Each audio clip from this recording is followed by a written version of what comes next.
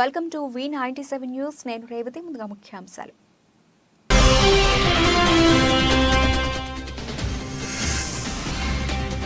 పుతిన్ను కలిసిన జైశంకర్, మోదీని ఆహ్వానించిన రష్యా అధ్యక్షుడు.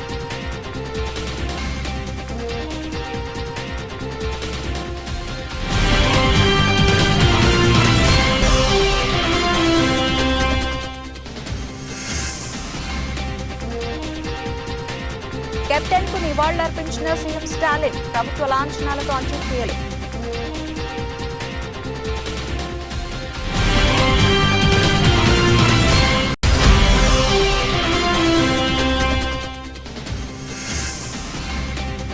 డంపర్ను ఢీకొట్టిన ప్రైవేటు బస్సు, 13 మంది సజీవ దహనం.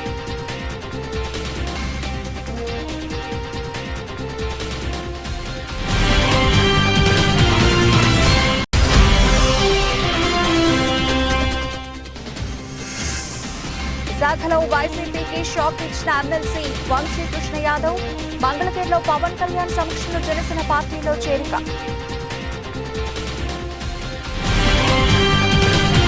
విదేశాంగ మంత్రి ఎస్ జైశంకర్ రష్యా అధ్యక్షుడు వ్లాదిమిర్ పుతిన్ ను కలిశారు. క్రెమ్లిన్లో ఆ ఇద్దరి భేటీ జరిగింది. అనేక అంశాలపై వాళ్లు చర్చించుకున్నారు. ఉక్రెయిన్ యుద్ధం గురించి కూడా చర్చించుకున్నట్లు చెప్పారు. వచ్చే ఏడాది తమ దేశానికి రావాలంటూ ప్రధాని మోదీకి పుతిన్ ఆహ్వానం పంపినట్లు జయశంకర్ తెలిపారు. స్నేహితుడు మోదీని తమ దేశానికి ఆహ్వానిస్తున్నామని పుతిన్ అన్నారు. రష్యాలో జయశంకర్ 5 రోజుల పర్యటనలో ఉన్నారు. ఆ దేశ విదేశాంగ మంత్రి సెర్గీ లావ్రోవ్ను కూడా ఆయన కలిశారు. ఉక్రెయిన్ సంక్షోభాన్ని పరిష్కరించేందుకు ప్రధాని మోదీ తన స్థాయికి తగినట్లు ప్రయత్నం చేశారని పుతిన్ పేర్కొన్నారు. శాంతియుతంగా రష్యా సమస్యను పరిష్కరించినందుకు సహకరిస్తూ ఉన్న భారత్కు సమాచారాన్ని ఇవ్వడానికి సిద్ధంగా ఉన్నట్లు రష్యా అధ్యక్షుడు తెలిపారు. వచ్చే ఏడాది జరగనున్న వార్షిక సదస్సులో మోదీ పుతిన్ భేటీ అవుతారని మంత్రి జయశంకర్ వెల్లడించారు. ఆ ఇద్దరు నేతలు తరచూ టచ్లో ఉన్నట్లు చెప్పారు. భారత్ రష్యా మధ్య వాణిజ్య ఆదాయం పెరుగుతోందని పుతిన్ పేర్కొన్నారు. గత ఏడాదితో పోలిస్తే ఈ ఏడాది వృద్ధి రేటు అధికంగా ఉన్నట్లు ఆయన తెలిపారు. తమిళ స్టార్ నటుడు డిఎండికే అధినేత కెప్టెన్ విజయకాంత్ కు తమిళనాడు ముఖ్యమంత్రి ఎంకే స్టాలిన్ నివాళులర్పించారు. చెన్నైలోని విరుగంబాకంలో నటుడి నివాసానికి చేరుకున్న సీఎం కెప్టెన్ భౌతిక కాయంపై పూలు ఉంచి నివాళులర్పించారు. అనంతరం కుటుంబ సభ్యులను పరామర్శించారు. ప్రభుత్వ లాంఛనాలతో విజయకాంత్ అంత్యక్రియలు నిర్వహించనున్నట్లు ఈ సందర్భంగా స్టాలిన్ వెల్లడించారు. కెప్టెన్ విజయకాంత్ తీవ్ర అనారోగ్యంతో బాధపడుతూ గురువారం ఉదయం చెన్నైలోని ఓ ఆసుపత్రిలో చికిత్స పొందుతూ ప్రాణాలు కోల్పోయిన విషయం తెలిసిందే. ప్రస్తుతం ఆయన వయసు 71 ఏళ్లు. కెప్టెన్ మృతి వార్త తెలుసుకున్న సినీ రాజకీయ ప్రముఖులు, అభిమానులు సోషల్ మీడియా ద్వారా సంతాపం ప్రకటిస్తున్నారు. మరోవైపు విజయకాంత్ మృతదేహాన్ని అభిమానుల సందర్శనార్థం కోయంబేడులోని డిఎండికే కార్యాలయానికి తరలించారు. మధ్యప్రదేశ్లోని గుణాలో ఘోర రోడ్డు ప్రమాదం జరిగింది. బుధవారం అర్ధరాత్రి దాటిన తర్వాత గుణ ఆరోన్ రహదారిపై ఎదురుగా వస్తున్న డంపర్ను ప్రైవేటు బస్సు ఢీకొట్టింది. దీంతో బస్సులో ఒక్కసారిగా మంటలు చెలరేగాయి. అప్పటికే ప్రయాణికులు మంచి నిద్రలో ఉండటంతో 13 మంది సజీవ దహనమయ్యారు. మరో 17 మంది గాయపడ్డారు. సమాచారం అందుకున్న పోలీసులు ఘటనా స్థలానికి చేరుకుని సహాయక చర్యలు చేపట్టారు. క్షతగాత్రులను దవాఖానకు తరలించారు. ఈ ప్రమాదం నుంచి 4 మాత్రమే క్షేమంగా బయటపడ్డారని గుణా జిల్లా కలెక్టర్ తరుణ్ రాఠీ తెలిపారు. ప్రమాద సమయంలో బస్సులో 30 మంది ప్రయాణికులు ఉన్నారన్నారు. మంటల్లో మృతదేహాలు గుర్తుపట్టలేనంతగా కాలిపోయాయని చెప్పారు. ప్రమాద స్థలం నుంచి అన్ని మృతదేహాలను తొలగించామని, ప్రమాదానికి గల కారణాలు తెలుసుకోవడానికి దర్యాప్తు చేస్తున్నామని వెల్లడించారు. అభయహస్తం 6 గ్యారంటీల దరఖాస్తులను ప్రజల నుండి స్వీకరిస్తున్న డోర్నకల్ ఎమ్మెల్యే ప్రభుత్వపు డాక్టర్ జాటోతు రామచంద్ర నాయక్.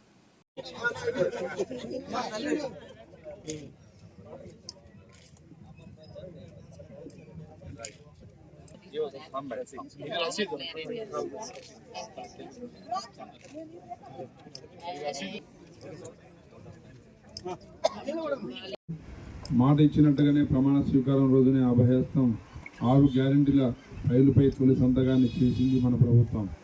కొలువు తీరిన 48 గంటల్లోనే తెలంగాణ ఆడబిడ్డలకు ఆర్టీసీ బస్సులో ఉచిత ప్రయాణం, అర్హులైన వారందరికీ రాజీవ్ ఆరోగ్యశ్రీ 10 లక్షల వైద్య సాయం గ్యారెంటీలను అమలు చేసి చరిత్ర సృష్టించింది. అదే సంకల్పంతో మిగిలిన గ్యారెంటీలను కూడా నెరవేర్చేందుకు ప్రజాపాలన కార్యక్రమానికి మన ప్రభుత్వం శ్రీకారం చుట్టిందని తెలియజేసేందుకు గర్విస్తున్నాం. చివరి వరుసలో ఉన్న పేదవారికి కూడా సంక్షేమ పథకాలు అందినప్పుడే ఈ రాష్ట్రం, దేశం అభివృద్ధి చెందుతుంది. ప్రజాపాలన ఉద్దేశం నిస్సహాయులకు సాయం చేయడమే. స్వయంగా ప్రభుత్వమే ఇవాళ మీ ఊరికి, మీ ఇంటికి వచ్చింది. మహాలక్ష్మి రైతు భరోసా, గృహజ్యోతి, ఇందిరమ్మ ఇండ్లు, చేయూత పథకాల కోసం అర్హులైన ప్రతి ఒక్కరి నుంచి దరఖాస్తులను స్వీకరిస్తుంది. ఈ మహత్తర అవకాశాన్ని మీ అందరూ సద్వినియోగం చేసుకుంటారని, ప్రజాప్రభుత్వం తలపెట్టిన సంక్షేమ యజ్ఞంలో భాగస్వాములు అవుతారని కోరుకుంటున్నాము. కృతజ్ఞతతో మీ ఒంటరి మహిళ, వితంతు, చేనేత కార్మికులు, ఎయిడ్స్ వ్యాధిగ్రస్తులు, ఫైలేరియా వ్యాధులు, అదేవిధంగా బీడీ ఠేకేదారి ఒక్క సింగిల్ అప్లికేషన్తోనే ఆ కుటుంబ వివరాలు అన్నీ సేకరింపబడతాయి.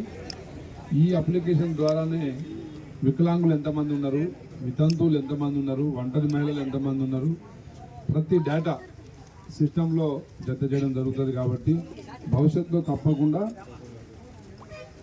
ఇక ఎంఆర్ఓ ఆఫీసుల చుట్టూ కానీ, మీ సేవా కేంద్రాల చుట్టూ కానీ ప్రజలు తిరగాల్సిన అవసరం ఉండదు. ఈరోజు సదరన్ క్యాంపులో ఫిజికల్ హ్యాండిక్యాప్డ్ దివ్యాంగుల సర్టిఫికెట్ ఉంటే అది కూడా జత చేసేయవచ్చు. సో వివరాలు కరెక్ట్గా అందజేయడానికి ప్రజలకు మీ ద్వారా ఇన్ఫర్మేషన్ ఇచ్చే విధంగా కొంచెం వివరంగా మీరు రాస్తే తప్పకుండా ప్రజలు.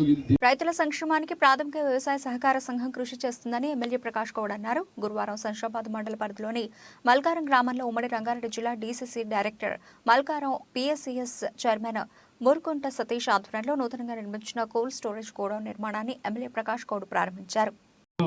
ప్రజల నుండి నేర్చుకోవాలి. ఆనాడు మనం ఎంతో కష్టపడి తెలంగాణ తెచ్చుకున్నాం. తెలంగాణ తెచ్చుకున్న తర్వాత మన ముఖ్యమంత్రి గారు ఒకటే ఆలోచన ఉండే, ప్రజలకు అందరూ కూడా తెచ్చుకున్న తెలంగాణను సుఖ సంతోషంతో ఉండాలి. నేను కాళేశ్వరం కానీ ఇవన్నీ ప్రాజెక్టుగా కట్టి కోట్లాది రూపాయలు పెట్టి వాళ్ళు తీసుకొచ్చి చాలా మాట్లాడతారు, మీరు ఇంటుంటారు టీవీలలో. మనం కూడా ఇంకో 100 రోజుల దాకా ఎవరితో మాట్లాడద్దు, ఎవరి గురించి అనవద్దు అనేది కూడా మనం కూడా ఒక ఆలోచిస్తున్నాం. ప్రభుత్వం మంచి పని చేస్తే మనం కూడా స్వాగతిస్తాం. మంచి పని చేయకపోతే కూడా కనవాల్సింది ఎవరో కానీ దానివల్ల మనకందరూ కూడా మేము నష్టం జరిగింది ఏం లేదు, మీ అందరూ కూడా తెలుసు. ఇదే పట్టుదల మనం అందరూ కూడా మీ సర్పంచ్ ఎలక్షన్ని కానీ, ఎంపీ ఎలక్షన్ని కానీ, జడ్పీటీసీ అని కానీ, ఎంపీపీ అని కానీ బలంతో మీరు ఉండవలసిన బాధ్యత మీలో ఉన్నది. మనకు సైన్యం ఎక్కువ ఉన్నది, పోరాటం కూడా తక్కువ ఉంటుంది, సైన్యం ఎక్కువ ఉన్నది, ఈజీగా చేయగలుగుతాం. ఏ పని చేసినా మంచిగా గెలవగలుగుతాం. మహబూబాబాద్ జిల్లా కలెక్టరేట్లో జిల్లా కలెక్టర్ కె శశాంక అధికారులతో కలిసి విలేకరుల సమావేశం నిర్వహించి మాట్లాడుతూ, రేపటి నుండి తెలంగాణ రాష్ట్ర ప్రభుత్వం ప్రజాపాలనలో భాగంగా 6 గ్యారెంటీల అమలుకు దరఖాస్తులు స్వీకరించబడతాయని, ప్రతి గ్రామంలో అర్హులైన ప్రతి ఒక్కరూ ఈ దరఖాస్తును పూర్తి చేసి కౌంటర్లో అందించి రసీదు స్వీకరించాలని, ఎవరు ఈ అనుమానాలు ఉన్నా సంబంధిత అధికారి వద్ద నివృత్తి చేసుకోవాలని, ఇదే దరఖాస్తు దశ మాత్రమే అని, ప్రభుత్వ నిబంధనలకు లోబడి లబ్ధిదారులకు ప్రభుత్వ పథకాలు అమలు చేయబడతాయని, కావున ప్రతి ఒక్కరూ 6 గ్యారెంటీలకు సంబంధించి దరఖాస్తు చేసుకోవాలని సూచించారు. ఈ 3 వాక్యాలను మళ్ళీ మీరు మననం చేసుకుంటారు. జనరల్ కౌంటర్ వాళ్ళకు రసీదు ఇస్తారా? జనరల్ కౌంటర్లో మీరు రిసిప్ట్ తీసుకుంటారని చెప్పేస్తాం. ఇతర సమస్యలు ఉంటాయి కదా సార్, చాలా మంది అప్లికేషన్ చేయడానికి ముందుకు వస్తారు, వాళ్ళకి రసీదు ఇస్తారా? రిజిస్టర్లో అయితే మేము నమోదు చేసుకుంటా ఉన్నాము. రసీదు గురించి కూడా అవకాశం ఉంటే ఆలోచిస్తాం ఖచ్చితంగా. పాత పెన్షన్దారులు, పాత రైతు భరోసాదారులు దరఖాస్తు చేసుకోవాలా వద్దా? మీరు వాళ్ళకు కూడా ఒకసారి అప్లికేషన్ కాపీ పంపిస్తారు. ఫార్వర్డ్ చేస్తే మాత్రం కింద నెలకు 4,000 మరియు దివ్యాంగుల పెన్షన్ 6,000 పొందేందుకు ఈ కింద వివరాలు తెలపండి. ప్రస్తుతం పెన్షన్ పొందితే అప్లికేషన్ పొంది జరిగితే మీరు కూడా చాలా మందికి అవగాహన కల్పించిన వాళ్ళు, అప్లికేషన్ అనేది రాసు పెన్షన్ సంబంధించిన వాళ్ళు, వస్తున్న వాళ్ళు, ఇప్పుడు తీసుకుంటున్న వాళ్ళు మళ్ళీ దరఖాస్తు చేయాల్సిన అవసరం లేదు. కానీ కొద్దిమందికి మాకు రావాలి, మాకు రాలేదు అని ఉండొచ్చు.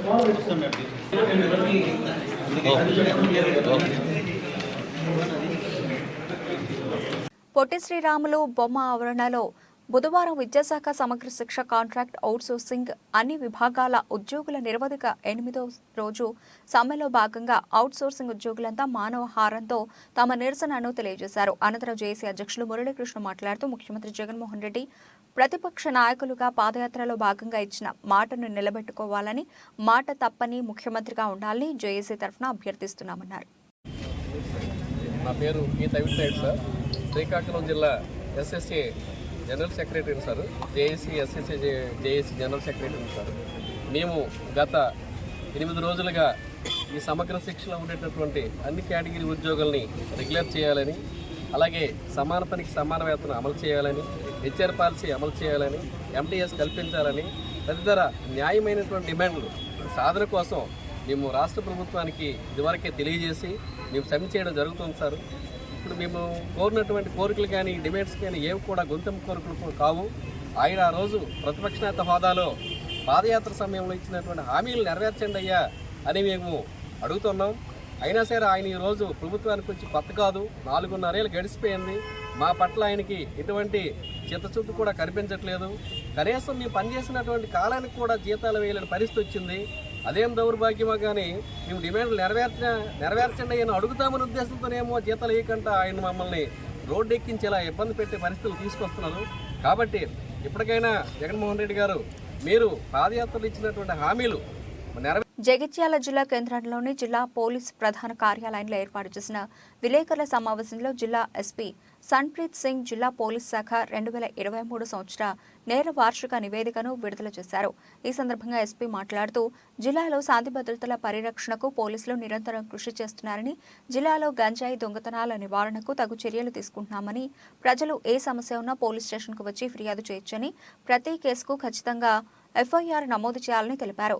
సైబర్ నేరాలపై 903 టోల్ ఫ్రీ నెంబర్కి ముందుగా కంప్లైంట్ ఇవ్వాలని, తద్వారా సైబర్ నేరగాళ్లకు మన నగదు ట్రాన్స్ఫర్ అవ్వకుండా హోల్డ్లో పెట్టగలుగుతామని సూచించారు. ఈ సమావేశంలో ఏఆర్, ఏఎస్పీ, డిఎస్పీలు, సిఐలు, ఏఆర్ఎస్ఐలు పాల్గొన్నారు. మనం ఈరోజు ఇక్కడ జగిత్యాల డిస్ట్రిక్ట్ పోలీస్ సంబంధించిన 2023 ఎట్లా పాస్ అయింది, గేమ్లో సంవత్సరంలో క్రైమ్ ప్యాటర్న్స్ ఎట్లాగా ఉన్నారో దాని గురించి మాట్లాడడానికి ఇక్కడ అందరూ ఉన్నాము. సో ఈ ఇయర్ మొత్తం చూస్తే మోస్ట్లీ కదా ఒక సంవత్సరాల మనకి కంప్లీట్ అయిపోయింది. మీకు అందరికీ తెలుసు ఇక్కడ లాస్ట్లో ఇయర్ ఎండ్లో మనకి ఎలక్షన్స్ కూడా వచ్చినాయి. సో ఎలక్షన్స్ కూడా టోటల్ ఆల్ ప్రొసెసెస్ కూడా పీస్ఫుల్ వేలోనే కంప్లీట్ అయినాయి. ఇక్కడ కూడా ఎలాంటి కూడా ఇష్యూ కావాలి. సో మనము ఈ క్రైమ్ డీటెయిల్స్లోకి వెళ్తే అది 23లోని ఓవరాల్ క్రైమ్ మనం చూస్తే లాస్ట్ ఇయర్ కంటే 22 కంటే దాదాపు జస్ట్ 1% రిడక్షన్ వచ్చింది. 2022లో ఎట్లాగా 5,120 క్రైమ్స్ రిజిస్టర్ అయినాయి. 23లో 5,070 క్రైమ్స్ రిజిస్టర్ అయినాయి. స్మాల్ రిడక్షన్ ఉంది.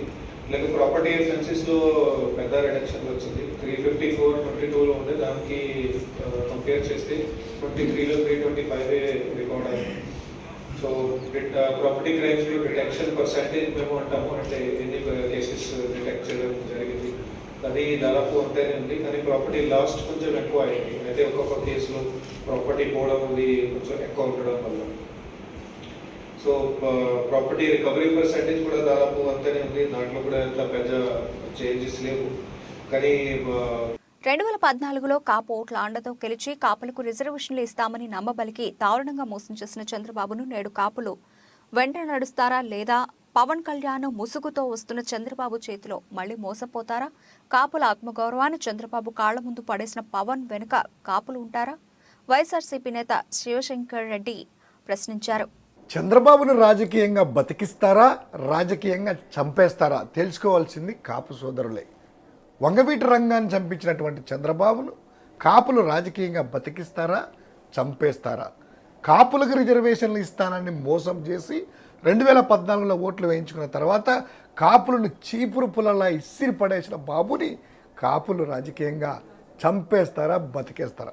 మేము అధికారంలోకి వస్తే కాపులకు ఏడాదికి 5,000 కోట్లు ఇస్తామని 2014-19 మధ్య చంద్రబాబు 3,000 కోట్లు కూడా ఇవ్వని చంద్రబాబును కాపులు బతకనిస్తారా, రాజకీయంగా చంపేస్తారా?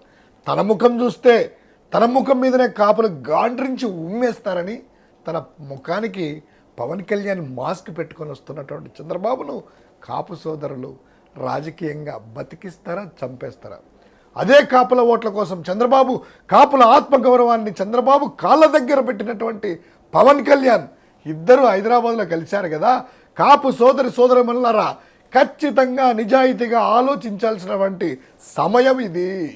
ఇప్పుడే మన కాపుల ఆత్మ గౌరవం ఏంటో చూపించి ఇలాంటి వాడేసుకున్నటువంటి వాళ్ళని చెప్పుతో గాండ్రించి ఉమ్మేసే సమయం ఇది. ఖమ్మం జిల్లా సత్తుపల్లి పట్టణంలో కాంగ్రెస్ ప్రభుత్వం చేపట్టిన ప్రజాపాలన కార్యక్రమాన్ని గురువారం ఉదయం 10:30 గంటల సమయంలో లాంఛనంగా ప్రారంభించారు. ఈ సందర్భంగా ఎమ్మెల్యే రాఘమయ్య మాట్లాడుతూ కాంగ్రెస్ ప్రభుత్వం ఇచ్చిన 6 గ్యారంటీలు 100 రోజుల్లో పూర్తి చేసే విధంగా అడుగులు వేస్తున్నామన్నారు. ఇప్పటికే 2 గ్యారంటీలు అమలు చేశామని తెలిపారు. ఒక్కో అప్లికేషన్తో 6 గ్యారంటీలు అమలవుతాయని పేర్కొన్నారు. గత ప్రభుత్వంలో మాదిరిగా భేదభావం పక్షపాతం లేకుండా వ్యవహరించాలని, కాంగ్రెస్ ప్రభుత్వంలో లబ్ధిదారులందరికీ మేలు జరిగేలా చూసే బాధ్యత అధికారులదే అని అన్నారు. కింద అవుతాయి. దానివల్ల ఎంతో మంది పేదలకి మనం ప్రాణహాని నుంచి కాపాడుకోవచ్చు. అందుకోసం కూడా రేవంత్ రెడ్డి గారికి, సోనియా గాంధీ గారికి కృతజ్ఞతలు తెలియజేసుకున్నాం. అలాగే మన ప్రభుత్వం ఏర్పడి 20 రోజుల లోపలే మిగతా 6 గ్యారెంటీల అమలు కోసం మనం అన్ని కలిపి ఒక అప్లికేషన్ ఫామ్లోనే మనీ ఒక్కొక్క పథకానికి ఒక్కొక్క అప్లికేషన్ పెట్టుకొని అధికారుల చుట్టూ తిరిగే అవసరం లేకుండా మనం అధికారులే మన ముందుకు వచ్చి మన విన్నతులు స్వీకరించి మనకి ఏమేమి అవసరమో అవన్నీ కూడా మనం ఒక్క అప్లికేషన్ తోటి ఫిలప్ చేసి సక్రమంగా అక్కడ అందించి, అలాగే ఈ ఒక్క 5 పథకాలే కాకుండా ఇంకా మనకి ఏమన్నా అప్లికేషన్స్ కావాలన్నా కూడా మీరు మామూలుగా దరఖాస్తు చేసుకోవచ్చు. ప్రతి అప్లికేషన్ కూడా స్వీకరించడం జరుగుతుంది. ఈ అవకాశం ప్రతి ఒక్కరు సద్వినియోగం చేసుకోవాలని మీ అందరినీ కోరుతున్నాను. అలాగే ఇది నిరంతర ప్రక్రియ. ఇప్పుడు ఈ 8 రోజుల్లో అయ్యేది కాదు. ప్రతి 4 నెలలకు ఒకసారి కూడా మళ్ళీ మనం ఇట్లాగే సభలు నిర్వహించుకొని ఇంకా అందని వాళ్ళకి అందించే ప్రయత్నం చేస్తాము. ఇది కంటిన్యూగా కాంగ్రెస్ ప్రభుత్వం కంటిన్యూగా 5 సంవత్సరాలు చేపట్టే ప్రోగ్రాం కనుక మీరందరూ దయచేసి సహకరించి ప్రతి ఒక్కరూ కూడా అవకాశం సద్వినియోగం చేసుకోండి. అర్హులైన వాళ్ళకి ప్రతి ఒక్కరికి రోజా అంటే నిజమైన భాషకు బ్రాండ్ అంబాసిడర్. రాజకీయాల్లో మహిళలు ఎంతో హుందాగా ఆదర్శంగా ఉండాలి. కానీ రోజా మాత్రం మహిళ అనే సంగతి మరిచి మాట్లాడుతున్నారు. తెలుగుదేశం టీడీపీ నాయకుల గురించి మీరు మాట్లాడే మాటలు, హావభావాలు చూస్తుంటే సాటి మహిళగా సిగ్గుపడుతున్నాం. జగన్మోహన్ రెడ్డి ప్రాపకం కోసం, మీకు సీటు కోసం అసభ్యంగా మాట్లాడుతున్నారు. టీడీపీ 175 స్థానాల్లో పోటీ గురించి రోజా నోరు పారేసుకున్నారు. టీడీపీ అంటే క్రమశిక్షణ కలిగిన పార్టీ. మా పార్టీలోనే కార్యకర్త నుంచి నాయకుల వరకు హుందాగా ఉండేటట్టు చంద్రబాబు తీర్చిదిద్దుతారు. ఎప్పుడు ఎన్నికలు వచ్చినా 175 నియోజకవర్గాల్లో గెలుపు సాధించే అభ్యర్థులతో టీడీపీ సిద్ధంగా ఉంది. వైసీపీ పార్టీలో ఎమ్మెల్యేలే బయటకు వెళ్లిపోతున్నారు. జగన్ రెడ్డి భయంతో ఎమ్మెల్యే అభ్యర్థులను మారుస్తున్నారు. జగన్ రెడ్డిపై ప్రజా వ్యతిరేకత తీవ్ర స్థాయిలో ఉండడంతో రోజా పిచ్చిపట్టినట్లుగా మాట్లాడుతున్నారని ఎద్దేవా చేశారు. మహిళగా మంత్రి పదవి బాధ్యతలు నిర్వర్తిస్తున్న రోజా సెల్వమణి గారికి ఒక మనవి, సూచన, హెచ్చరిక. రోజా గారు, మహిళల నుంచి మన సమాజం, ఇతరులు కాస్త సభ్యత, సంస్కారం, హుందాతనం ఆశిస్తారు. అందులో రాజకీయాల్లో ఉన్న మహిళలు ఇంకెంత హుందాగా ఉండాలో ముందు తరంలో ఉన్న ఎంతోమంది మహిళా నాయకురాలు చూసి నేర్చుకోండి. ఈరోజు తెలుగుదేశం గురించి, తెలుగుదేశం నాయకుల గురించి మీరు మాట్లాడే మాటలు, మీ హావభావాలు చాలా నీచంగా ఉంటున్నాయి. ముఖ్యంగా మీకెలా ఉందో నాకు తెలియదు, కానీ మీ గురించి ఆంధ్ర రాష్ట్రంలో ఇతర మహిళలు తిరుగుతున్న తిట్లు అవన్నీ వింటుంటే మీరు ఏ పార్టీ వారైనా సరే కానీ మహిళ కాబట్టి మహిళలుగా మేమందరం కూడా సిగ్గుపడుతున్నాం. ఏ రంగంలో మహిళలు ఎలా ఉండకూడదో అలా ఉంటున్నారు మీరు. ఈరోజు 175 నియోజకవర్గాల్లో తెలుగుదేశం పార్టీ అభ్యర్థుల గురించి నోరు పారేసుకుంటున్నారు. దయచేసి ఒక్కటి ముందు గమనించుకోండి. మీకు కానీ మీలాగా తెలుగుదేశం పార్టీ మీద నోరు పారేసుకుంటున్న వాళ్ళు జగన్ రెడ్డి ప్రాపకం కోసం రేపుదే మీకు అసలు టికెట్లు వస్తాయో లేదో తెలియదు కాబట్టి నోరు పారేసుకుంటేనైనా జగన్ రెడ్డి టికెట్లు ఇస్తారని ఒక నీచమైన ఆలోచనతో నోరు పారేసుకుంటున్నారు. ఎప్పుడు ఎన్నికలు వచ్చినా 175 నియోజకవర్గాల్లో గెలుపుని సాధించే అభ్యర్థులతో రెడీగా ఉన్నది తెలుగుదేశం పార్టీ. ఇక ఓటమి బాటే కాదు, పతనావస్థకు చేరుకున్న మీ వైఎస్ఆర్పీ పార్టీలో అసలు రేపుదే మీకు టికెట్ ఇస్తారో లేదో ముందు అది కనుక్కొని అప్పుడు మాట్లాడితే బాగుంటుంది.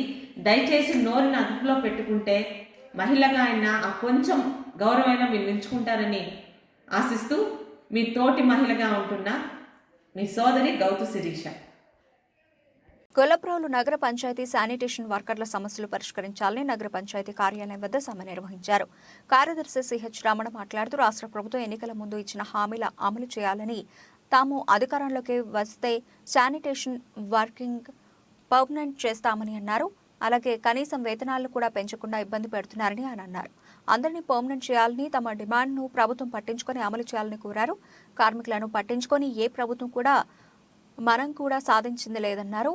ఈ కార్యక్రమంలో అధ్యక్షులు సిఐటి జిల్లా కమిటీ మెంబర్ కె చిన్న, సిటీ నాయకులు నందీశ్వరరావు, అధ్యక్ష కార్యదర్శులు నీలాపు ఏసమ్మ, బి సత్యవతి, సిహెచ్ రామారావు, సింహాచలం, మరడియా, లో బాబు, దివ్యవాణి, పోలమ్మ, రాజమోహన్, సిపిఎం పిఠాపురం నాయకులు కోనేటి రాజు, రజక వృత్తిదారుల సంఘ నాయకులు కె నాగేశ్వరరావు మద్దతు పలికారు.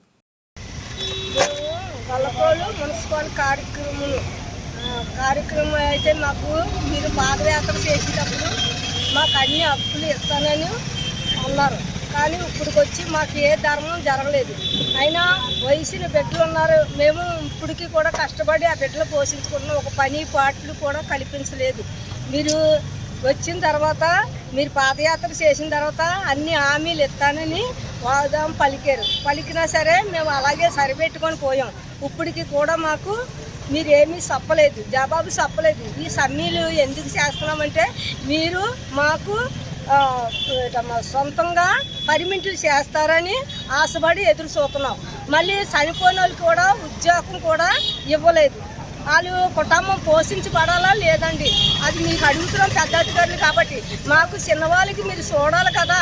మేము ఊర్లో కార్మికుల సంఘం పని చేస్తున్నామంటే, వాళ్ళు శుభ్రత చేస్తున్నామంటే దేని బట్టి మీరు మాట్లాడి మాకు అవకాశం కలిగించకపోతే మేము ఎలా బతకగలం? మీరు చూడకపోతే అధికారులు కూడా పట్టించుకోవట్లేదు. అధికారులు అన్ని అధికారాలు కావాలని అంటారు. ఎవరో మా కోసం మాట తప్పుతూ లేదు. మా మాట కూడా తప్పుతున్నారు, చెయ్యి కూడా తిప్పుతున్నారు. దాని బట్టి మీరు మా కోసం మీరు ఆలోచించి మీరు ఏదైనా న్యాయం చేస్తారని పెద్దలకి అడుగుతున్నాను. విశాఖకు చెందిన వైసీపీ ఎమ్మెల్సీ వంశీ పార్టీ మారారు. ఈ రోజు జనసేన అధినేత పవన్ కళ్యాణ్ సమక్షంలో ఎమ్మెల్సీ వంశీ కృష్ణ యాదవ్ జనసేనలో చేరారు. ఈ సందర్భంగా పవన్ కళ్యాణ్ మాట్లాడుతూ, వంశీతో తనకు 2009 నుంచే పరిచయం ఉంది. ప్రజారాజ్యం యోజన విభాగం యువరాజ్యం అధ్యక్షుడిగా ఉన్నప్పటి నుంచి వంశీతో తనకు పరిచయం ఉందని ఆయన చెప్పుకొచ్చారు. ఎమ్మెల్సీగా ఉండి కూడా వంశీ జనసేనలోకి వచ్చిన ఆయనని మనస్ఫూర్తిగా పార్టీలోకి ఆహ్వానిస్తున్నానని, అలాగే వంశీ తన సొంతింటికి వచ్చారని అన్నారు. ఆయన పార్టీలోకి వచ్చిన విధానం తనకు నచ్చింది. వంశీ ఏ నమ్మకంతో జనసేనలోకి వచ్చారో ఆ నమ్మకం కోల్పోకుండా పార్టీ అండగా ఉంటుందని జనసేన అధినేత పవన్ కళ్యాణ్ అన్నారు. వంశీని తాను నియోజకవర్గం దృష్టిలో తాను చూడడం లేదు. వంశీ వంటి నేతలు రాష్ట్రానికి అవసరం. వంశీకి చాలా బలంగా పార్టీ అండగా ఉంటుంది అని పవన్ కళ్యాణ్ పేర్కొన్నారు. చనిపోయిన వంశీకృష్ణ యాదవ్ గారు ఈరోజు పరిచయం కాదు. 2009 నేను యువరాజ్యం అధ్యక్షులుగా ఉన్నప్పుడు ఆ రోజు నుంచి ఉత్తరాంధ్రలో చాలా బలమైన యంగ్ లీడర్, డైనమిక్ లీడర్. ఆ రోజు నాకు ఆయన ప్రత్యక్షంగా ఆయన చూశాను ఆ రోజున. సో యువరాజ్యంలో ఆయనకి ఆ రోజున ఆయన ఆహ్వానించడం జరిగింది. కోఇన్సిడెంటల్గా మళ్ళీ 2009 తర్వాత మళ్ళీ 2023లో ఎమ్మెల్సీ అభ్యర్థిగా ఉండి కూడా మనస్ఫూర్తిగా ఈ రోజున జనసేన పార్టీలోకి వచ్చినందుకు మనస్ఫూర్తిగా శ్రీ చిన్నబోయిన వంశీకృష్ణ యాదవ్ గారిని మనస్ఫూర్తిగా ఆహ్వానిస్తున్నాను. వారితో పాటు పార్టీలోకి వచ్చిన మీ నలుగురికి కూడా ప్రత్యేకించి నా హృదయపూర్వక ఆహ్వానం పలుకుతూ ఉన్నాను. నేను 2009 నుంచి వీరిని చూస్తూ ఉన్నాను. చాలామంది ఆ రోజుల్లో, ఇంక్లూడింగ్ తెలంగాణలో కూడా చాలామంది యువరాజ్యంలో ఉన్న వ్యక్తులు చాలామంది కీలకమైన నాయకులయ్యారు ఈ రోజున, అటు తెలంగాణలోనూ ఇటు ఆంధ్రాలో.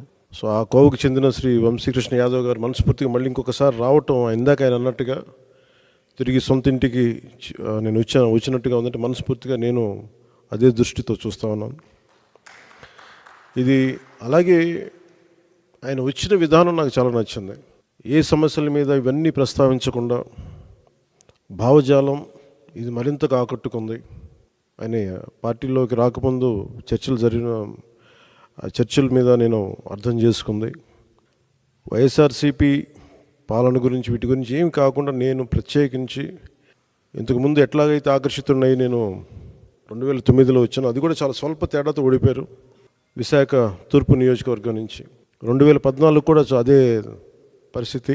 కానీ పోటాపోటీగా మళ్ళీ ఎమ్మెల్సీ ఎన్నికల్లో పోటీపడి గెలిచి ఆ విజయం మరి ఇలాంటి బలమైన నాయకుడిని జనసేనకి మనస్ఫూర్తిగా ఇష్టపడి వచ్చినందుకు ఇంకొక మారు మనస్ఫూర్తిగా ధన్యవాదాలు తెలుపుకుంటూ, ఏ నమ్మకంతో అయితే జనసేనలోకి వచ్చారో మీకు మనస్ఫూర్తిగా నేను వ్యక్తిగతంగా పార్టీ పరంగా భరోసా ఇస్తున్నాను. మీకు అండగా ఉంటాం.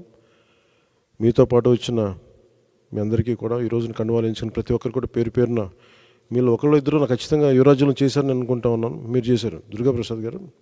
సో మీ అందరికీ మరోమారు మనస్ఫూర్తిగా స్వాగతం పలుకుతూ, నేను చూస్తుంది మీకు ఆయనతో పాటు గత దశాబ్దన్నర కాలంగా ఉన్నారు కాబట్టి ఆయనకి ప్రత్యేకించి మీకు చెప్తున్నాను. ఇది ఆయన్ని నేను ఒక నియోజకవర్గం దృష్టితో చూడట్లేదు. అలాంటి బలమైన వ్యక్తులు రాష్ట్రానికి చాలా అవసరం.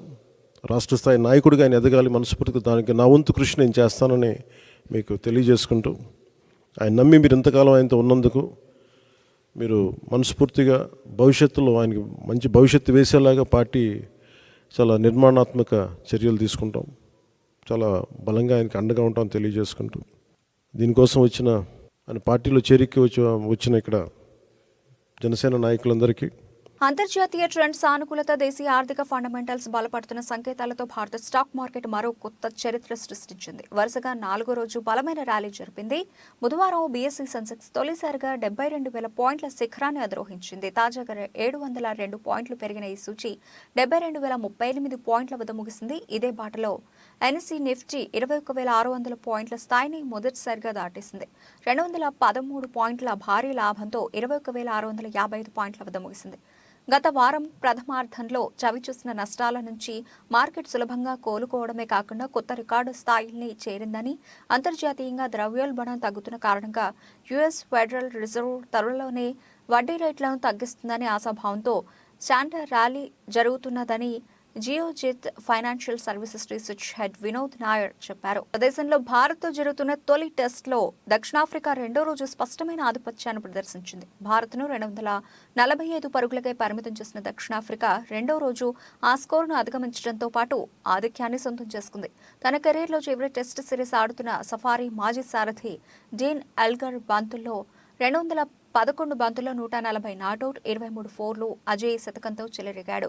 అతడికి తోడుగా తొలి టెస్ట్ ఆడుతున్న డేవిడ్ బెడింగ్హామ్ అర్ధ సెంచరీతో రాణించడంతో రెండో రోజు ఆట ముగిసే సమయానికి దక్షిణాఫ్రికా 66 ఓవర్లలో 5 వికెట్ల నష్టానికి 256 పరుగులు చేసింది. ప్రస్తుతం సఫారీలు 11 పరుగుల ఆధిక్యంలో ఉన్నారు. బులెటిన్ ముగించే ముందు హెడ్లైన్స్ మరోసారి.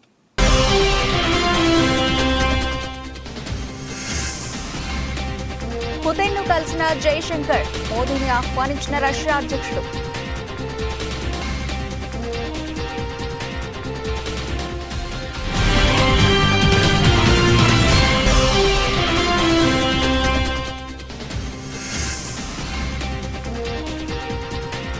కెప్టెన్ కు నివాళులర్పించిన సీఎం స్టాలిన్, ప్రభుత్వ లాంఛనాలతో అంత్యక్రియలు.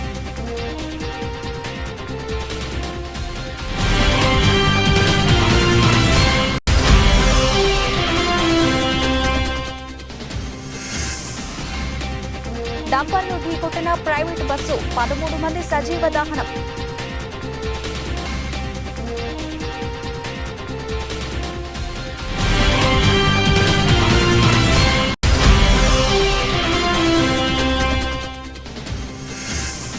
విశాఖలో వైసీపీకి షాక్ ఇచ్చిన ఎమ్మెల్సీ వంశీకృష్ణ యాదవ్, మంగళగిరిలో పవన్ కళ్యాణ్ సమక్షంలో జనసేన పార్టీలో చేరిక.